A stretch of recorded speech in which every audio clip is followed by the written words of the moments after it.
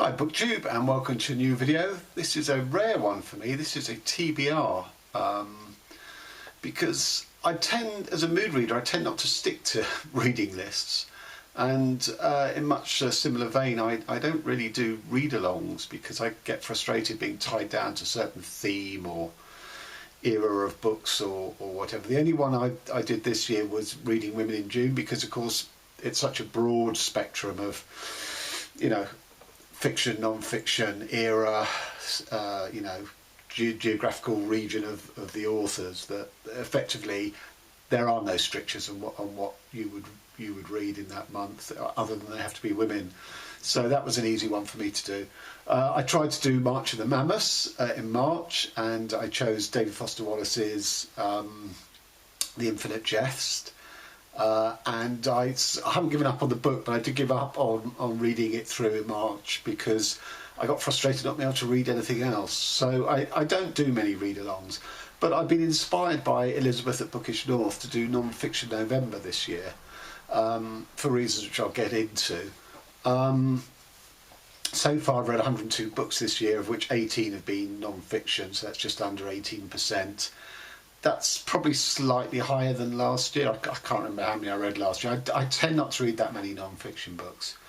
And last year's was only really bumped up because I read quite a few in December, that sort of period where you're at home in the holidays, and you know, you're unlikely to go to bookshops and stuff. And I just had some accumulated non-fiction, and it was all sparked off by reading the Beastie Boys book. And after that I was just on a jag of non-fiction for the rest of December. But no, this is Non-Fiction November, and the reason I got inspired by Elizabeth, she didn't originate it. Olive at Bookish Olive originated the read-along with the four prompts that I'll get into. But as I was watching Elizabeth's brilliant video, I realised actually there was an easy way of me doing this without sort of over-committing to only reading non-fiction in November. So there's 4 prompts, and they're single word prompts. One is design, one is voice, one is sport, and the other is truth. And once I thought of what books I already had or was on my list of books to get, I realised that 2 of them I've started reading already, and actually this is a good opportunity for me to finish them. So for design, got this rather beautiful book called Publishing Manifestos, which I did actually buy from an art bookshop, just to enhance the nature of its design elements.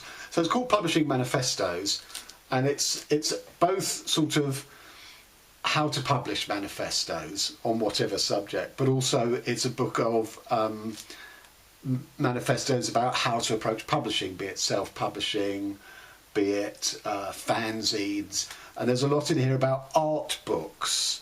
There's this movement away from the individual artwork in a gallery, which is sort of, you know, very exclusive, one-of-a-kind artifact, to making it much more accessible through books. So there's a lot about art books in here. And there's about 270 pages. I'm on page 118, so just over a third, I think, of the way through. Obviously, you know, being a collection of manifestos from all over the world, some are better than others, some are more interesting, more personally, directly relevant. So I will finish this. So this was my design. Probably not in the right order. This is my truth book. This is called 1,000 Years of Non-Linear History. This is my bath time reading, and you can tell it's my bath time reading because there's no bookmark in it. Because if there was a bookmark, it would fall into the bath, because, as you know, if you're holding a book open like that, then you know, the chance of the bookmark's going to fall out. So I can't actually remember where I am in this. But basically it's a book about another way of approaching history from 1000 AD to, I think, the 19th century,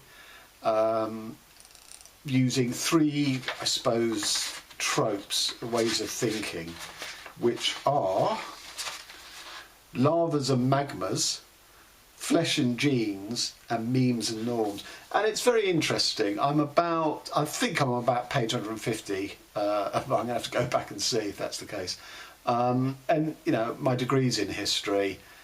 We never studied any history in the way that this book puts together sort of drives and movements and things. I'm not sure I necessarily agree with it, but it does spark thought, which is what I want of any non-fiction book. So of the 18 non-fiction books I've completed this year, I'd say only 2 of them have really taught me anything I didn't know before, so they've been quite disappointing on that. You know, I don't read memoirs, I'm not interested in memoirs. I don't read essays, not because I'm not interested in the subject matter, it's just I'd rather read a book of fiction. So I really like sort of, you know, fact or theory-based books, philosophy-based books. So this fits into that. This is truth. Now, whether at the end of the book I would agree that 1,000 Years of Non-Linear History is truth or not, we'll have to wait and see. So, you know, I haven't picked this up for probably 6 weeks. So, you know, bar time reading must recommence on this. And on to sport, which I don't... Now, this is the one book and the one prompt I'm not going to be able to do during November. So this is the book. And I bought it for my son last week because it's right up his street, and he was coming back to London from uni for the American football match, so I gave it to him to read then. He's taking it back with him to uni, so I'm going to have to wait till A, he's finished reading it, and B, he brings it back, hopefully, in the Christmas holidays. And what it is football fans talking and interviewing professional footballers. But they're not just ordinary fans, you know, they're comedians, they're politicians, they're musicians. And, you know, I heard the woman journalist who basically edited this book and commissioned all the interviews talking about it, and it just sounded fascinating. You know, it's not narrowly about sport. So, for example, there's a footballer called Eric Dyer who grew up in Portugal. I think he might have been the son of a military family. I'm not sure, but he grew up in Germany and Portugal. Speaks German. He's English though, and he plays for Tottenham. And he is interviewed by the local member of Parliament for Tottenham called David Lammy. He's one of the most prominent Afro-Caribbean MPs that we have. And you know, because Dyer's not cut from this normal stuff of footballers. He's very bright, and they talk about politics and morality and global issue. I mean, I haven't read it; it's only what I've heard. So I think these are going to be really, really interesting interviews to read. So, but unfortunately, it won't be in November. And then for Voice, this is the book. Now, this was recommended to me by a commenter on one of my previous videos. I'm sorry, I can't remember which one it is. So this is just how influential William Burroughs was on so many different generations of musicians, from the Rolling Stones, Patti Smith, The Clash. Anytime you pick up a biography of Burroughs, there'll be photos of all these musicians going to pay, pilgrimage homage to Burroughs in his bunker in Lawrence, Kansas.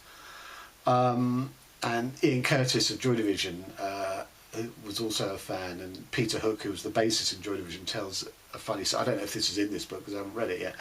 Peter Hook tells a story of when they were doing an arts festival in Belgium, and Burroughs was also on the bill. And Curtis went up to Burroughs with a piece of paper to get him to sign it. And Burroughs says, "Have you bought my book?" And Ian Curtis was totally broke because the band hadn't got, become what they were going to become. He didn't have any money, so Burroughs sent him away with this feeling, "Go and buy my book, then I'll sign it," which Peter Hook found hilarious. So, I mean, this is Voice, because it's not strictly a memoir voice, but it's, Burroughs is the voice of so many post-war generations, and particularly, as I say, in the sphere of music, I'm really interested to hear just what his influence was. Surely he wasn't just this, sort of photo opportunity to go and hang out. He was a guru in many ways. The band Soft Machine, that's named after one of Burroughs' books.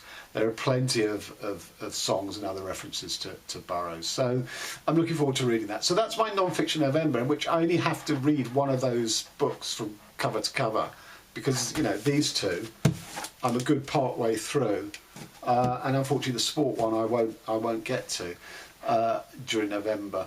I'm doing a literary festival up in Newcastle, which is the other end of the country, so I have 8 hours of rail journey in November, and that seems like a good opportunity to do the Burroughs book then. But the nature of this, because I don't like to be tied down, I don't like to have my options closed, and because, you know, that's bath time reading, that I can fit in, you know, so non-fiction November really only, as I say, involves me reading one book from cover to cover. So I've got lots of other time in November to still do the reading that I want.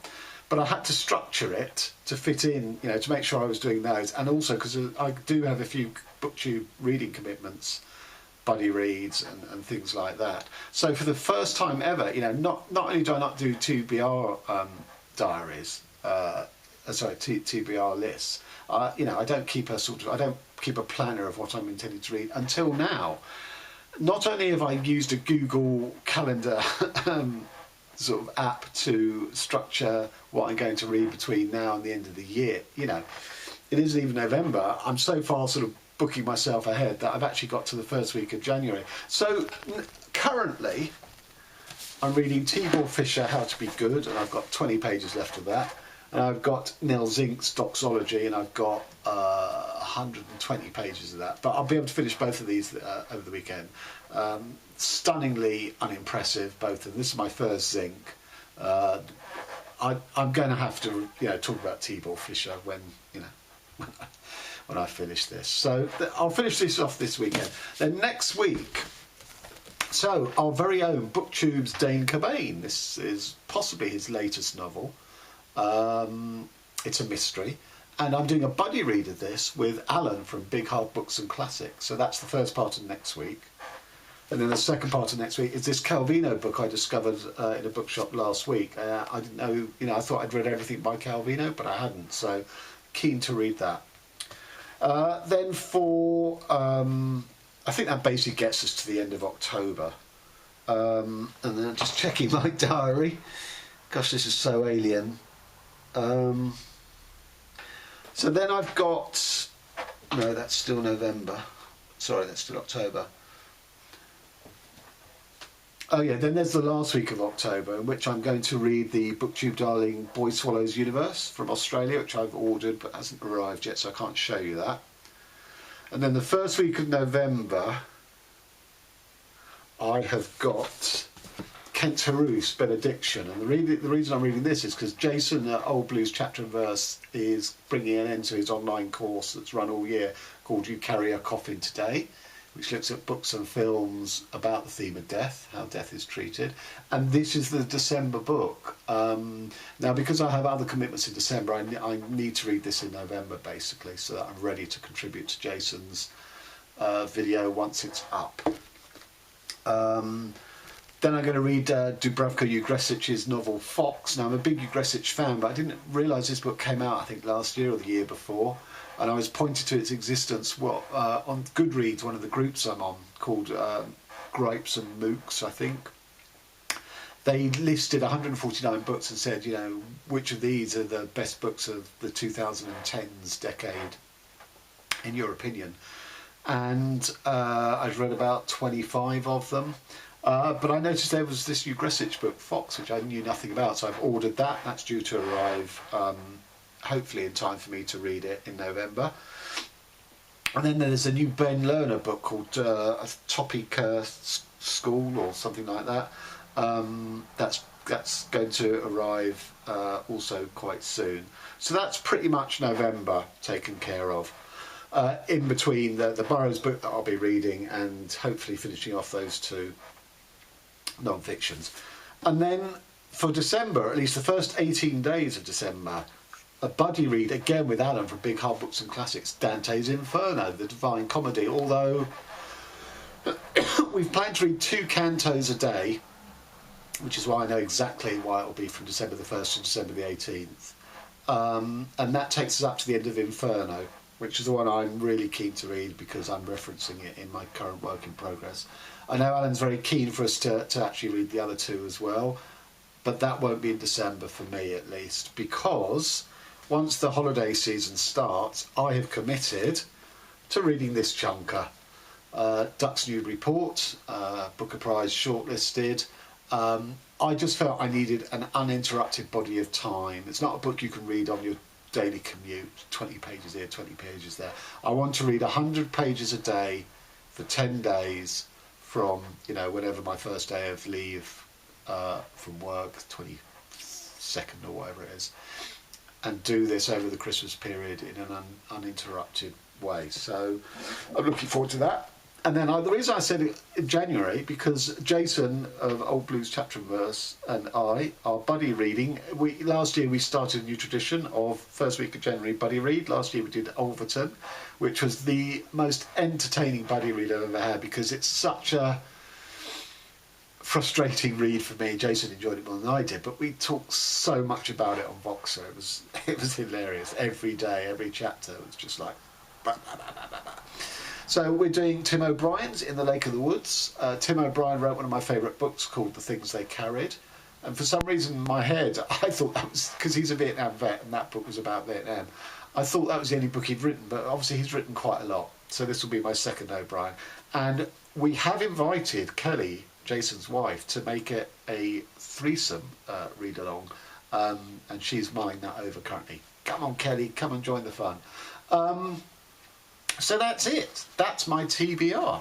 Oh, and a future notice of a buddy read, again with Alan Big Hard Books and Classics. I think February and March we're looking at doing James Joyce Ulysses, although I won't be using this edition because this edition is not recommended by Alan. I've ordered, I think his name is Gerber, that edition. And we are looking for more people to join us, potentially. I've never read it, Alan has. Indisputably, this is a hard book and a classic book, and quite big. Obviously very dense, which makes it big. So that will be a buddy read. I will not be doing March of the Mammoths for the reasons I elaborated earlier.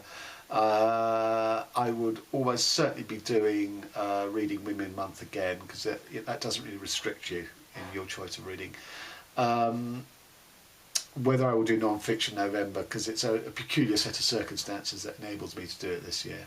Next year we'll have to wait and see. So there you have it. That is my TBR. Any comments if you've read any of them, or if you want to join any of the buddy reads, please do. Okay, so till next time, thanks very much.